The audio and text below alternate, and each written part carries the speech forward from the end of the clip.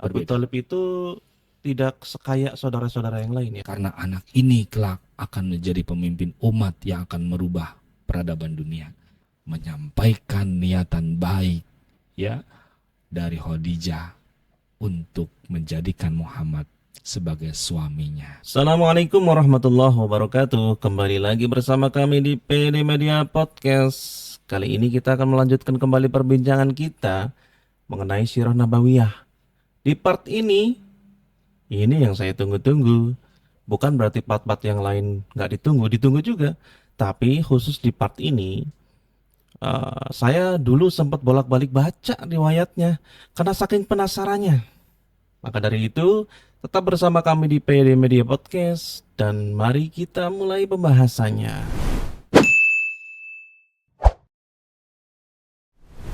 Pak Ustadz, Ya, kita melanjutkan perbincangan mengenai Sirah Nabawiyah ya, part sebelumnya.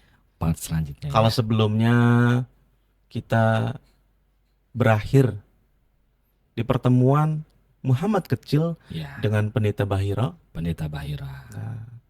yang pada akhirnya tidak melanjutkan perjalanan ya. Ya, betul. Dari situ kan kita bisa menarik hikmah.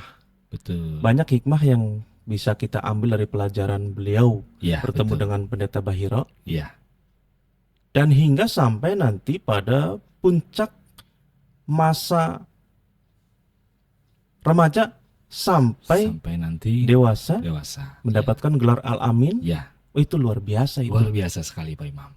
Ya, jadi kita melanjutkan pembicaraan dengan memetik ya hikmah-hikmah dari setiap perjalanan Nabi Muhammad dari usia ke usianya. Iya, Ya, baik. pertama kan kita juga bisa mengambil hikmah ketika Nabi Muhammad berlapang dada.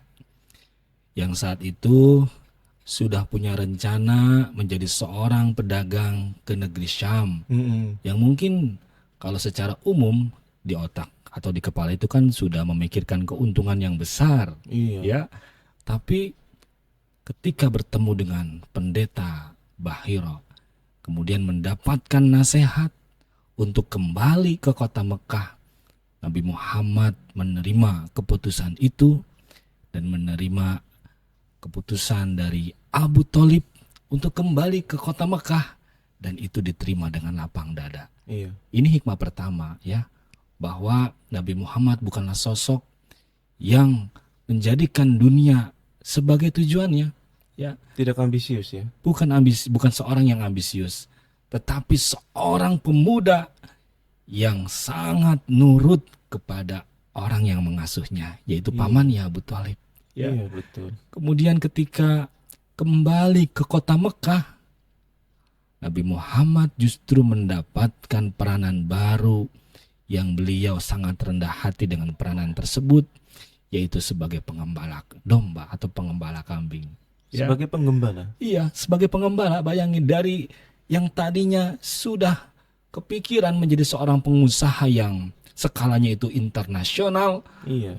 justru kembali ke kota Mekah menjadi seorang pengembala. Dan itu tidak membuat Muhammad muda gengsi, malu, dan tidak merasa minder dengan peranan barunya ini. Itu hikmahnya. Berarti sebetulnya itu bagian dari tarbiyah yang Allah berikan ya. Itu adalah merupakan tarbiyah. Jadi tidak kebetulan. Bahkan inilah cara Allah ingin menyelamatkan Muhammad muda dari orang-orang yang punya niat jahat kalau sampai tahu tanda-tanda kenabian yang ada pada sosok Muhammad muda. Iya. Jadi Muhammad muda saat itu pun mengembala kambing di tempat yang aman untuknya. Itu sebuah pekerjaan ya hari Sebuah pekerjaan, profesi, dan dilakoni oleh Nabi Muhammad dengan rasa bahagia, dan juga disitulah membentuk kredibilitas Muhammad muda. itu. Iya. Karena sebetulnya pun Abu Thalib sebagai pamannya yang juga keturunan pembesar Quraisy juga dalam hal ini berbeda dengan saudara-saudara yang lainnya. Iya, beda. Abu Berbeda. Thalib itu tidak sekaya saudara-saudara yang lain ya. Iya, kan Nabi Muhammad menyadari ya bahwa pamannya ini adalah orang yang bukan konglomerat seperti paman-pamannya yang lain. Iya. Kemudian juga Abu Thalib memiliki tanggungan yang banyak, anak-anak kan juga banyak, Iya, ya. betul. Makanya Nabi Muhammad prihatin dengan keadaan itu. Muhammad muda kembali ke kota Mekah tidak ingin berpangku tangan, tapi beliau bagaimana menjalankan masa mudanya dengan produktivitas apapun dia jalankan. Nah, Iya. saat itu Allah menakdirkan Muhammad muda sebagai pengembala kambing yang justru itu melatih leadership dari Muhammad muda. Iya. Ya, karena beliau kan akan menjadi calon pemimpin umat, bahkan merubah peradaban dunia. Iya, betul. Ya, disinilah tarbiyah Allah yang pertama untuk Muhammad muda. Ya, kemudian Muhammad muda juga dilatih bagaimana menjadi sosok pribadi yang rendah hati. Coba Iya. bayangin, yang tadinya sekali lagi ingin menjadi seorang pengusaha level internasional. Usahanya itu kan sudah ke luar negeri ya, Iya. tapi kemudian tidak jadi dan melakoni sebagai pengembala kambing, itu tidak menjadikan Muhammad minder. Iya. Karena ukuran hari itu untuk menjadi seorang yang dipandang di kalangan bangsa Arab kala Ya, itu kan sebagai betul. saudagar ya. Sebagai saudagar Dan yang dikenal terpandang. saudagar-saudagar dari Mekah ini kan emang melakukan perjalanan niaga ke Betul. negeri Syam Ya, gitu kan. betul, itu yang sebenarnya pada saat itu ya profesi yang bergengsi ya, menjadi saudagar kaya raya yang usahanya itu ekspor impor ke negeri Syam gitu Iya. ya, lintas negara gitu. Makanya itu terjadi pada saat usia 12 tahun ya ketemu Ya, pendeta Bahira ya. ya, usia 12 tahun setelah bertemu dengan pendeta Bahira, kemudian kembali ke kota Mekah melakoni Melakukan babak baru. babak baru ya. Iya. Kemudian itu terus berjalan sampai Muhammad muda tumbuh menjadi seorang pemuda yang namanya harum di seantero kota Mekah. Iya. Ya, apa yang dikenal oleh para penduduk Mekah terhadap sosok Muhammad muda ini, yaitu seorang pemuda yang sangat cakap di Iya. dalam menjaga amanah, yang saat itu amanahnya kambing-kambing ya. Iya. Kemudian profesional di dalam mengelola yang menjadi amanahnya ya. Jadi akhirnya kan terbentuk 3 hal Iya. dalam pribadi Muhammad yang membuat dirinya terkenal kredibilitasnya di kota Mekah. Iya. Yang pertama adalah kejujurannya. Kejujurannya. Padahal penduduk Mekah pada saat itu juga terkenal jujur ya. Iya, Ini jujur di antara yang jujur. di antara yang jujur. Artisnya para artis lagi. Ya, begitu. Jadi kejujuran Muhammad benar-benar tidak diragukan lagi Iya. oleh seluruh penduduk kota Mekah. Yang kedua, sifat amanahnya. Iya. Setiap orang yang menitipkan hewan ternak kepadanya merasa puas, merasa bahagia dan 100% percaya kepada pengembalaan Muhammad. Dan tidak pernah terdengar sekalipun ada kerugian dari orang-orang yang menitipkan kepada Muhammad Ya, kecil. betul. Muhammad remaja maksudnya. Muhammad remaja dititipi hewan-hewan ternak, tidak ada yang merasa kecewa dengan pengembalaan kambing. Kambingnya oleh subur-subur katanya ya. Iya, betul, itu kalau kita baca riwayatnya ya. Iya. Kemudian yang ketiga juga adalah Muhammad terkenal profesional walaupun saat itu sebagai seorang pengembala kambing, tapi benar-benar dilakoninya dengan telaten ya, dengan sungguh-sungguh. Iya. Akhirnya ini menjadi pelajaran buat kita dan juga anak-anak muda hari ini ya. Iya.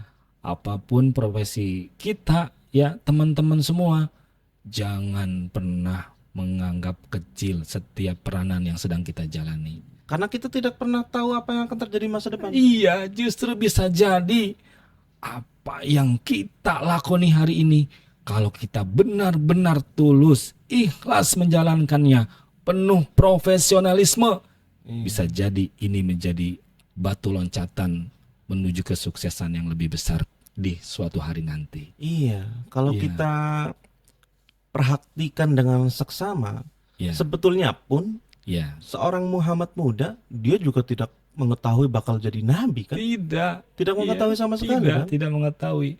Dia, Biarpun dalam sebuah iya, riwayat betul. namanya sudah ada Iya, gitu tapi kan dalam, Muhammad tidak tidak tahu, menyadari, tidak tidak mengetahui menyadari gitu kan? gitu.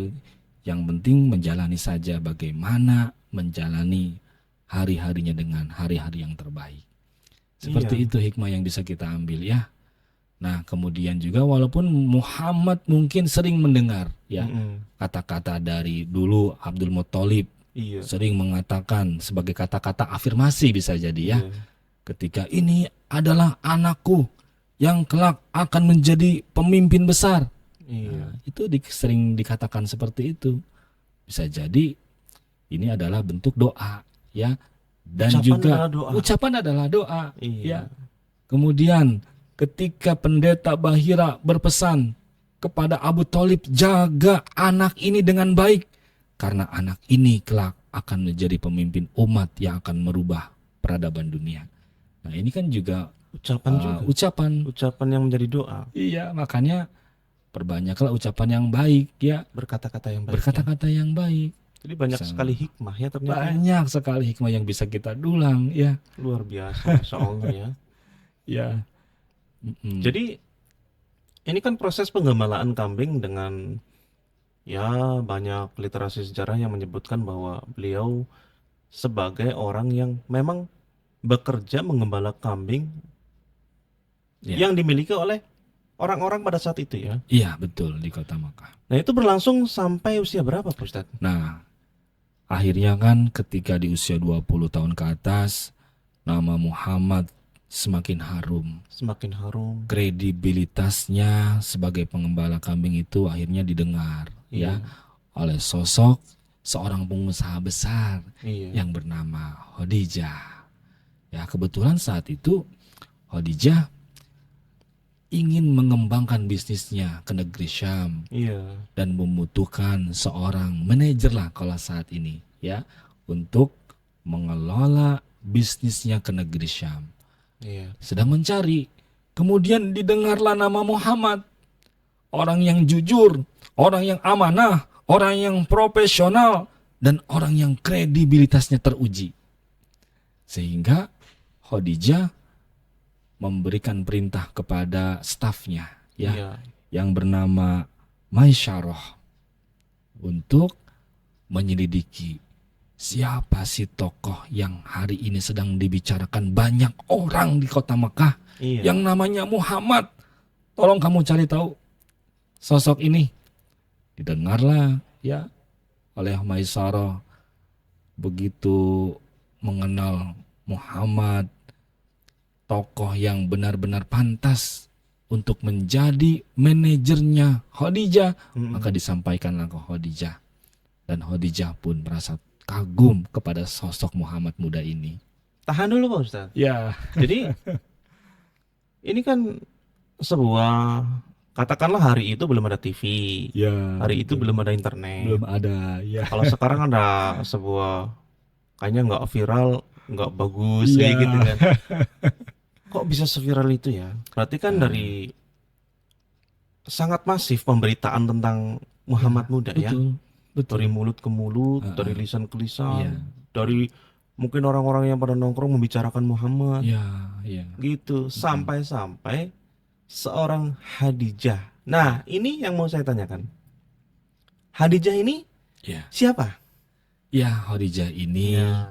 yang kalau kita baca dalam literatur sejarah adalah sosok wanita terhormat di kota Mekah.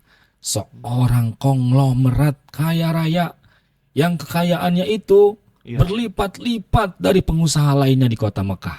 Jadi memang terkenal sangat kaya. Sangat terkenal kaya raya ya. Memang saat itu statusnya adalah seorang single ya, Iya, single parent. single parent. Tapi banyak orang yang ketika ingin melamar Khadijah, Khadijah pun tidak sembarang meminang lamaran. Iya. Ya. Kemudian Khadijah juga seorang wanita suci, Thahirah, yang menjaga diri walaupun saat itu hidup di masa jahiliyah. Ya, Ya, masa jahiliyah kan terkenal banyak perzinahan, ya. Iya. Wanita dianggap rendah pada saat itu, tapi Khadijah terkenal sebagai wanita suci. Itu bukan statement dari Khadijah sendiri. Bukan, kalau kita baca literatur ya karena karakter Khadijah Iya. yang menjaga diri, maka label itu pun disematkan kepadanya. Jadi dari masyarakat pun Dari melabeli masyarakat. beliau seperti Iya, itu ya, iya, wanita yang suci, wanita yang yang suci, menjaga kehormatannya. yang menjaga kehormatannya. Iya, Masya Allah Seperti ya. itu.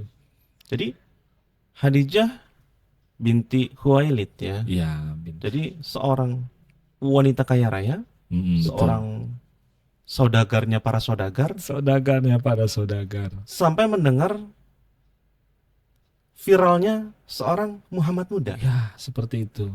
Mendengar sosok Muhammad muda yang sedang viral, maka Khadijah pun segera ingin tahu, dan ketika tahu langsunglah bertemunya sang ratu kota Mekah dengan tokoh yang sangat terpercaya, yaitu Muhammad muda.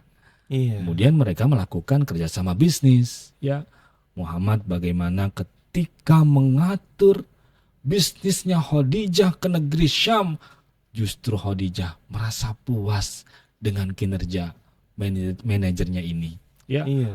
usaha Khadijah berlipat-lipat lebih maju, lebih sukses dengan manajerialnya Muhammad muda yang membuat omset dan kesuksesan bisnis Khadijah berlipat-lipat kali. Masya Ya. Allah ya. Masya Allah. Makanya Khadijah merasa tidak salah pilih Iya. seorang manajer yang membuat bisnisnya makin menguntungkan. Jadi nggak, apa bahasa kitanya? Jadi nggak ujuk-ujuk bertemu menikah ya? Iya, tidak berawal dari hubungan bisnis dulu. Hubungan Gitu. bisnis, ketertarikan, ketakjuban, ya ketakjuban. tentunya dengan bimbingan Allah ya. Tentu saja, ya. Iya. Jadi ya inilah skenario Allah, ya. Bagaimana seorang sosok wanita suci bertemu dengan seorang pemuda yang juga berjiwa suci, ya, Muhammad Al-Amin. Iya, Ya. Masya Allah ya. Ah, Jadi kalau kita membaca atau kita lebih mendalami di bagian proses ini, ya, itu akan banyak sekali pelajaran atau hikmah yang bisa kita ambil, iya, terutama untuk ya kalangan muda-mudi ya, hari ini betul. yang mungkin mohon maaf ya kita mengaku Islam, Iya, mengaku Muslim, Ya. tapi perilakunya jauh dari Ya. apa yang diajarkan oleh Nabi. iya, betul. Kayak itu. Seperti itu. Padahal Nabi sudah mencontohkan Mencontohkan. dari sisi pekerjaan dia bukan pengangguran, Bukan. gitu ya. Iya, bukan seorang yang minder, tapi pekerja keras. Pekerja keras. Pekerjaan apapun dilakonin. Iya. Yang penting halal, baik, dan bahkan dijalankan dengan sepenuh hati. Iya. Ya, dengan penuh rasa bahagia menjalankan setiap pekerjaannya. Iya. Ya, Dan itu pun ada andil atau peran dari seorang paman Abu Thalib ya. iya, tentu saja. Abu Thalib yang saat itu ya terus membersamai Muhammad muda, ya. Iya. Bahkan akhirnya Pak Imam, Mm-mm. Khadijah pun merasa bahwa Muhammad ini adalah sosok yang pantas untuk mendampingi hidupnya sampai beliau kelak menemui ajalnya. Tuh, Iya. jadi Khadijah akhirnya memiliki niat untuk menjadikan Muhammad sebagai suaminya, Sebagai suami. bukan lagi sebagai partner bisnis.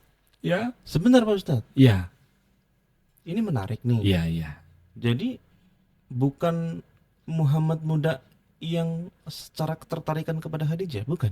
Ya, kalau kita membaca literaturnya dalam Sirah Nabawiyah, justru Khadijah di dalam mengungkapkan keinginannya itu memberikan perintah kepada Nafisah binti Munyah. Bukan Maisarah. Maisarah mah tadi Bukan. mata-mata bisnis ya. Tadi Maisarah itu Iya benar. untuk mencari tahu, ya, sosok Muhammad Bener yang nggak sedang tuh? viral. Iya, Ya, benar gitu ya. nggak nih yang dibicarakan oleh kota Mekah? Sosoknya apakah benar-benar seperti itu atau hanya pencitraan saja? Oh. Ternyata benar. Menurut pengamatan Maisarah. Benar, wahai Tuan Khadijah. Maisarah ini orang yang dipercaya juga sepenuhnya oleh Khadijah ya. Betul, Jadi iya. bukan orang yang asal tunjuk, nggak kayak gitu ya. Bukan, iya. Jadi Jadi kan orang yang kalau sudah mengenal sekali. betul orang yang Itu. terdekatnya, ya. Jadi jangan sampai berita yang didengar oleh Khadijah ini tidak sesuai kenyataan. Iya. Ya. Tuh, kemudian pada akhirnya Khadijah kembali memerintahkan stafnya yang bernama Nafisah, ya, binti Munyah. Untuk apa? Menyampaikan niatan baik, ya, dari Khadijah untuk menjadikan Muhammad sebagai suaminya. Masya Tuh, Allah. akhirnya kan didengarlah penawaran ini. Muhammad ketika mendapatkan tawaran ini akhirnya berunding dengan paman-pamannya. Iya. Ya, mempertimbangkan. Tuh. Tidak secara pribadi menentukan Tidak, sikapnya ya. tidak. Tuh, makanya ya seorang Muhammad selalu melibatkan keluarga Iya. di dalam menentukan keputusan-keputusan penting dalam hidupnya. Tuh. Masya Allah. Jadi makanya pelajaran juga nih buat anak-anak muda hari ini. Iya. Kalau menentukan jodoh jangan asal. Coba tanya restu orang tua yang akan menjadi pendamping hidupnya nanti. Iya. Bagaimana menurut orang tua, menurut paman, menurut bibi, setuju atau tidak, begitu ya. Kemudian Iya. juga tentu saja disertai dengan doa kepada Allah, yaitu doa istikharah. Oh. Seperti itu. Ya, Kembali pelajaran ke lagi masa ya. muda, kembali ke masa muda Iya, Muhammad. iya, iya. Nah, Akhirnya itu. pelajaran lagi ya yang bisa Iya, kita betul. dapatkan dari Muhammad muda ini. Banyak sekali hikmah ya. Ya, betul. Muhammad muda ini sosok yang sangat menginspirasi banyak orang. Sangat menginspirasi. Konon Dan riwayatnya tidak ada yang tidak suka kalau melihat Muhammad. ya, dan tidak ada yang tidak suka. Dari perawakannya yang selalu senyum, ya, ketika bertemu dengan orang, kemudian kejujurannya, kemudian beliau senang membantu orang lain, seorang yang pekerja keras, profesional. Coba siapa yang tidak suka dengan sosok Tutur seperti katanya ini? sangat lembut ya. Tutur katanya sangat lembut, ya, Masya tidak Allah. suka menyakiti dengan lisannya. Wah, ini adalah teladan kita, ya, sebagai nabi akhir zaman. Kalaupun pada akhirnya nanti misal nih di masa depannya, Ya, nanti di masa depan kan ada ya. Muhammad dimusuhi oleh paman-pamannya sendiri yang dulu Ya, sempat takjub kepada betul. beliau. Itu kan Itu nanti faktornya karena gengsi dan karena lain-lainnya. gengsi setelah Nabi Muhammad menyampaikan bahwa dirinya terpilih sebagai Rasul, Iya. kemudian ingin menyampaikan ajaran Islam yang saat itu banyak bertentangan dengan milah Abdul Muthalib, barulah di situ muncul kebencian dari paman-pamannya sendiri. Tapi ketika melihat kepribadian Muhammad tidak ada yang tidak suka. Tidak ada yang tidak suka. Tidak ada yang tidak suka dengan kepribadian Muhammad muda saat itu. Tapi tahan dulu Pak Ustadz. Ya. Sekali lagi, ini sangat menarik. Iya. Kita masih di fase Muhammad muda yang Ya, betul. dipinang oleh Khadijah. Ya, betul. Ini konteksnya Muhammad yang dipinang oleh Khadijah Iya. atau Khadijah yang dipinang oleh Muhammad? Kalau kita lihat konteks ketika Nafisah binti Munyah yang menyampaikan niatan itu, Iya. artinya kan Khadijah yang mengawali penawaran melakukan peminangan ini. Iya. Ya, jadi memang bukan sesuatu yang tidak terhormat, ya. Iya. Bukan berarti sesuatu yang salah, ya. Karena hari itu kan juga belum jadi nabi kan. Iya, Itu. betul. Tapi dengan kondisi seperti Mm-mm. itu juga sebuah adab yang tinggi sebetulnya. Sebuah adab yang tinggi, begitu. Iya. Iya. Dan pada akhirnya antara pemuda yang dikenal jujur dan Ya. seorang ratunya kota Mekah gitu kan, Ya, gayung bersambut. yang bersambut ya. Artinya ketika Muhammad muda menyampaikan penawaran dari Khadijah ini disampaikan kepada paman-pamannya, apa jawaban keluarga besarnya? Akhirnya menerima pinangan ini. Akhirnya setelah disetujui, disepakati dan Muhammad pun menyetujui Iya. dan menyepakati, Akhirnya Abu Thalib bersama keluarga besar dari Bani Hashim Mm-mm. mendatangi kediaman Khadijah untuk melangsungkan pesta pertunangan dan pernikahan. Seperti Berarti itu. kalau kita kaitkan dengan konteks modern di era saat ini, kalau dilihat dari sebuah pekerjaan di antara keduanya, Ya, berarti Muhammad muda ya. belum pada fase puncak karirnya. Belum. Oh, Masya Allah ya. Seorang pemuda yang Baru saat merintis. itu ya di usia 25 tahun. Iya. Ya hari ini saja kan kalau seorang pemuda berusia 25 tahun tentu sedang dalam fase merintis karir, Iya. ya. Dan Muhammad saat itu menikahi Khadijah di usia 25 tahun, belum pada puncak karirnya, ya. Iya. Nah, justru ketika sudah terjadinya pernikahan, Khadijah hidup berumah tangga dengan Muhammad muda, disitulah mulai yang namanya bisnis Khadijah itu semakin menuju kepada puncak kesuksesannya, ya. Iya, betul. Nah, Masya Allah ya. seperti itu.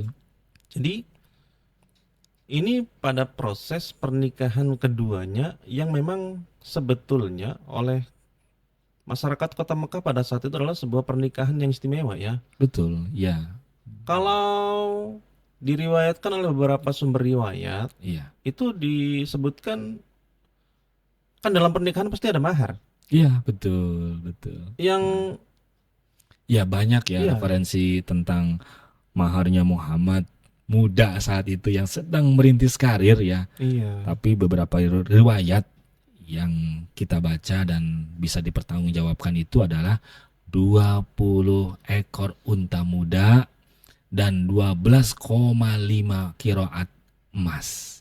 Ya, Iya. itu kan bukan harta yang sedikit hari ini. Ya kalau dirupiah-rupiahkan ya, kalau dihitung-hitung kita rupiahkan itu antara 500 sampai 700 juta.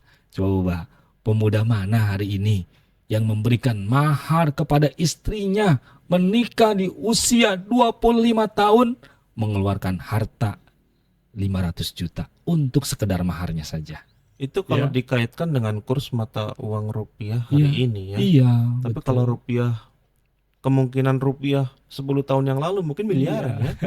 Iya. Artinya Muhammad benar-benar memberikan muroah, ya, yaitu sikap penghormatan kepada calon istrinya ini, Iya. ya. Jadi Khadijah seorang wanita suci, konglomerat, bertemu dengan seorang pemuda yang pandai memberikan penghormatan kepada calon istrinya. Iya. Dan Ya, tentu seperti itu itu. bukan pernikahan yang didasari oleh nafsu ya. Bukan, tentu saja bukan, ya. Di samping memang ada skenario Allah di dalamnya, Ya, di samping itu juga dilakukan dengan penuh adab penuh yang adab. tinggi di masa Iya, itu. betul. Betul. Iya. Dengan pernikahan yang benar-benar memiliki adab yang tinggi dan bahkan ia menggunakan syariat. Mungkin saya tidak menyebutkan syariat ya, karena kan Iya. syariat itu yang dibawa oleh Nabi Muhammad ketika beliau diutus sebagai Nabi dan Rasul, ya. Iya. Tapi Itu kan di mungkin usia 40 tahun di usia ke 40 atas. tahun ke atas gitu. Mungkin Muhammad ini ya tadi menggunakan adab dari bangsa Mekah saat itu yang masih memiliki sisa-sisa ajaran dari milah Ibrahim alaihissalam. Baik kalau begitu. Ya. Berarti yang tercatat dalam sejarah Ya, dari pernikahan istimewa tersebut ya. itu terlahir keturunan ada berapa, Pak Ustaz? Oh ya, jadi dari pernikahan Khadijah dengan Muhammad saat itu dikaruniai 6 orang anak, ya. 6 orang. 2 orang putra dan 4 orang putri, ya. Yang kita kenal putranya itu bernama Al-Qasim dan Iya. Abdullah, ya. Dan selanjutnya putri-putrinya itu ada Ruqayyah, kemudian Zainab, kemudian juga Ummu Kulsum, dan yang terakhir adalah Fatimah Az-Zahra. Seperti itu. Oh, Ya. Fatimah Zahra Ya, adalah anak bontot. anak yang paling terakhir Anak dari bontot ya. anak bontot kalau jika kita hari ini ya di Indonesia. Iya gitu ya. Oh Iya, itu nanti, oh Masya Allah, ini saya iya, sebelum membicarakan ini aja sudah merinding ini. iya betul. Jadi artinya yang hidupnya ya prosesnya lama, salah Iya, satunya adalah Fatimah ya. Fatimah. Kalau Bahkan saudara-saudara yang lain kan, iya sebelum Nabi wafat sudah wafat iya, anak-anaknya ini. Namun Fatimah Az-Zahra terus mendampingi Rasulullah SAW dan Fatimah Az-Zahra baru berpulang setelah Rasulullah wafat. iya. Yang kita ketahui kan kalau kita ilustrasikan gitu ya, Ya, bahwa bagaimana kondisinya pada saat Nabi di masa iya, dakwahnya dilempari batu dan Fatimah iya, menyaksikan, iya, itu bagaimana kondisi psikologisnya ya iya. Masya Allah. Makanya kenapa ketika Rasulullah ingin wafat ya, beliau kan membisikkan anaknya ini, Fatimah Az-Zahra. Ya, Itu dalam banyak riwayat ya. dalam banyak riwayat, bahkan ketika dibisikkan itu ada satu momen di mana Fatimah tersenyum. Kenapa? Karena dalam bisikannya itu Rasulullah berpesan, maukah engkau bahwa nanti di surga kelak engkau akan menjadi pemimpin bagi wanita muslimah di dalam surga. Masya Allah. Masya Allah, itulah yang membuat ketika mendengar pesan itu beliau tersenyum. Iya, Ya, Fatimah tersenyum ya. iya pada saat itu. Iya. Tentu saja kan mendapatkan ganjaran seperti itu ya kalau kita melihat sejarahnya bagaimana seorang anak yang bernama Fatimah Az-Zahra begitu teguh mendampingi ayahnya yang menjadi seorang nabi dan rasul yang mengalami banyak permusuhan dan Masya Fatimah Allah. Az-Zahra tetap teguh untuk mendukung apa yang merupakan menjadi tugasnya sebagai nabi dan rasul akhir zaman. Oh ini part yang sangat menguras emosi Pak Ustadz. Iya, Kita iya. tahan dulu sampai di situ. Iya, Gitu. baik, siap. Baik, Kita baik, jangan Pak Imam. terburu-buru sampai ke situ. Iya, nanti kita akan bahas lebih Gitu. banyak. Jadi ada banyak sekali hikmah pelajaran Ya. yang bisa kita ambil. Betul. Jadi di awal mengapa saya mengatakan ini bukanlah sekedar cerita sejarah. Betul. Ini Iya. adalah kisah abadi. Kisah abadi yang hikmahnya selalu bisa kita dulang sampai dengan nanti hari kiamat. Siapapun Iya. yang membaca kisahnya akan selalu mendapatkan hikmah dan keberkahan.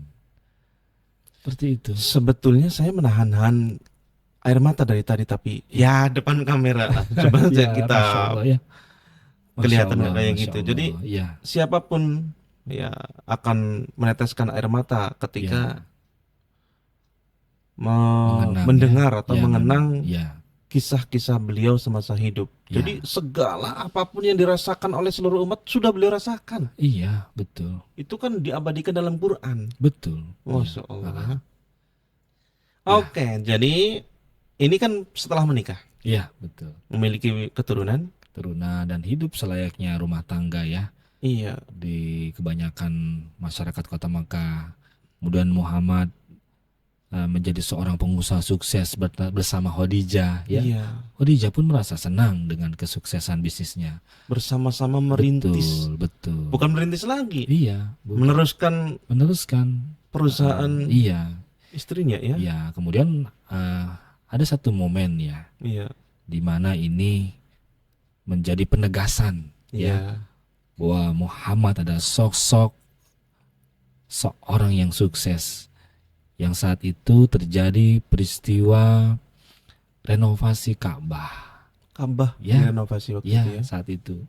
Kemudian ada peristiwa peletakan batu Hajar Aswad yang menjadi perebutan beberapa tokoh dan kabilah-kabilah yang ada di kota Mekah. Karena masing-masing kabilah merasa Berhak. Iya, merasa berhak untuk menentukan itu. betul. Jadi Dan akhirnya tidak ada solusi ya. tidak ada solusi. Makanya diputuskan bahwa orang yang berhak untuk memindahkan batu Hajar Aswad adalah orang yang pertama kali masuk ke dalam Ka'bah di hari esok paginya. Iya. Nah, dilalah pada saat itu Muhammad lah ya yang ketiduran di sekitar Ka'bah, kemudian beliaulah terpilih sebagai orang yang pertama kali masuk ke dalam Ka'bah dan ditunjuklah Muhammad orang yang berhak untuk memindahkan batu Hajar Aswad tersebut. Dan tidak ada perdebatan. Tidak ada Perdebatan. Iya. Pada saat orang-orang mengetahui bahwa Muhammad yang diperintahkan atau ditugaskan untuk meletakkan batu itu, Iya, tidak ada satupun perdebatan. tidak ada perdebatan, ya. Oh, Masya Tapi hebatnya Muhammad sebagai pemimpin umat saat itu ya sudah menunjukkan terlihat, tuh ya kepemimpinannya bahwa Muhammad tidak egois, ya, memindahkan seorang diri batu Hajar Aswad yang sudah diserahkan kepadanya. Tapi bagaimana Muhammad meminta kain, ya, Iya, untuk dibentangkan, agar tidak terjadi pertumpahan darah. supaya tidak terjadi pertumpahan darah. Kemudian setelah dibentangkan, batu tersebut dipindahkan oleh Muhammad muda di tengah-tengah kain tersebut. Iya, Kemudian dipersilahkan dari beberapa kabilah untuk memegang setiap sisi kain tersebut iya. dan menggontong bersama-sama ke tempat terdekat dari batu Hajar Aswad yang nanti akan diletakkan di sana. Bahkan Muhammad muda sudah mampu menyatukan umat hari itu ya. Nah, disitulah peristiwa bagaimana sosok Muhammad dapat menyatukan umat di kota Makkah saat itu. Disitulah momen Muhammad dinobatkan untuk mendapatkan gelar Al-Amin. Al-Amin. Ya, Masya Allah. Al-Amin itu Orang yang terpercaya. orang yang terpercaya. Terpercaya. Jadi kejujurannya sudah terbukti. Ya. Jadi tidak ada penolakan atas semua hal yang Tidak. positif di beliau. Tidak ada yang menolak dan Masya tidak Allah. ada yang meragukan. Ya, kejujurannya, Masya Allah. Ya. sifat amanahnya, dan kepemimpinannya terhadap umat saat itu. Bahkan Ya. dalam sebuah riwayat dikatakan bahwa tidak ada keraguan bagi seseorang yang ingin menitipkan barang berharga sekalipun. Iya, tidak ada yang Saking ragu. amanahnya ya. Iya. Termasuk Saking juga amanahnya, dari saking terpercaya. orang-orang Yahudi pun ya, yang ketika Iya. itu memilih siapa ya yang bisa dipercaya untuk menerima titipan harta saya, tidak ada yang ragu ketika menitipkannya kepada Muhammad, sekalipun itu adalah orang Yahudi. Dan tidak ada yang merasa rugi. Dan tidak ada yang merasa rugi. Ini Itu luar biasa. luar biasa, Masya Allah ya. Nah, bagaimana nanti kita ketika mencontoh sosok Muhammad, kita hidup di era hari ini Iya, jadi seorang yang bisa terpercaya dan kredibilitasnya tidak diragukan. Masya Allah. Itu kita harus belajar pada akhirnya kepada Nabi kita, Nabi Muhammad Iya. SAW. Dari sisi manajerial bisnis, Iya. dari sisi kejujuran, dari Iya. sisi kelembutan bertutur kata, Iya. dari sisi leadership Iya. ketika menggembala kambing semasa muda. Iya, itu semua. Ini pemuda lengkap. Iya, makanya Khadijah tidak salah pilih di Iya. dalam memilih suami yang membawanya semakin sukses dan juga merasa bahagia hidup bersamanya. Iya, betul Ya. sekali Pak Ustadz. Masya Allah ya. Ya, luar Ini biasa. baru di fase Masya Al-Amin ya. Allah. Iya, betul. Tapi tahan dulu Pak Ustadz. Ya, Ya, kita ingin setiap partnya kita Ya. merasakan atau mampu menggambarkan lah, paling tidak akan kembali kepada diri kita. iya. Bahwa Masya kita Allah. memiliki seorang nabi Iya. yang menjadi panutan kita semua adalah Iya. sosok yang sempurna sebetulnya. Sosok yang sempurna. Kalau kita tidak mencontoh apapun kepada beliau, Iya. lalu sebetulnya kita mau mencontoh siapa kepada gitu. siapa lagi ya, makanya rugi kalau Iya. kita hari ini status kita sebagai umat Islam tidak membaca literaturnya dan tidak mendulang hikmah dan tidak meneladaninya, rugi dunia akhirat ya. Iya. Makanya ayo kita semakin menggali sosok Nabi kita dan kita mohon kepada Allah agar dimampukan menjadikan Muhammad Sallallahu Alaihi Wasallam sebagai suri tauladan kita dalam kehidupan ini. Iya, baik Pak Ya. Ustadz. Masya Allah ya. Ya, Mungkin kita akan lanjutkan di momen berikutnya. insya Allah. Jadi Nah. kita di sini membicarakan sirah nabawiyah, Ya, bukan berarti kita juga sudah mengetahui itu semua. Iya, Tidak. kita semua sedang belajar Sedang bersama-sama. belajar. Iya. Kita semua sedang sama-sama belajar. Kita sama-sama gali ya. Iya, dianggap memang diperlukan untuk ya hari ini lah. Iya. Hari ini kan ada sebuah hadis yang menyebutkan bahwa Islam akan kembali asing. Iya, iya betul. Ya asingnya itu kan mungkin ya kita sendiri mengaku sebagai seorang muslim, tapi dengan ajaran-ajaran yang dibawa oleh Nabi kita juga kita terasa asing. Iya, bahkan bisa jadi umat Islam hari ini ya kalau tidak keberatan ya mengatakan tidak mengenal sosok nabinya sendiri. Itu jangan Iya. sampai terjadi. Ya. Baik Pak Ustadz, kita akan kembali kepada pembahasan setelah beliau digelari Al-Amin Ya, dengan insya pembahasan yang Allah. mungkin akan menguras emosi kita. Insya Allah. Karena disitulah awal mula beliau mendapatkan Tugas wahyu, yang lebih ya, besar ya. mendapatkan tugas besar Tugas besar. yang beliau pun tidak memintanya. Beliau tidak sama sekali nggak kebayang ya, tidak memintanya. Tapi pada akhirnya Iya. itu semua sudah menjadi jalan hidupnya. Terpilih selain sebagai seorang yang diberikan gelar Al-Amin. Pada Iya. akhirnya nanti di episode berikutnya kita akan sama-sama memperbincangkan bahwa Muhammad pada akhirnya terpilih sebagai Nabi dan Rasul penutup dari nabi-nabi sebelumnya. Baik Pak Ustadz, kita akan kembali ke PD Media Podcast Ya, dengan insya Allah. episode setelah ini. Insya Allah.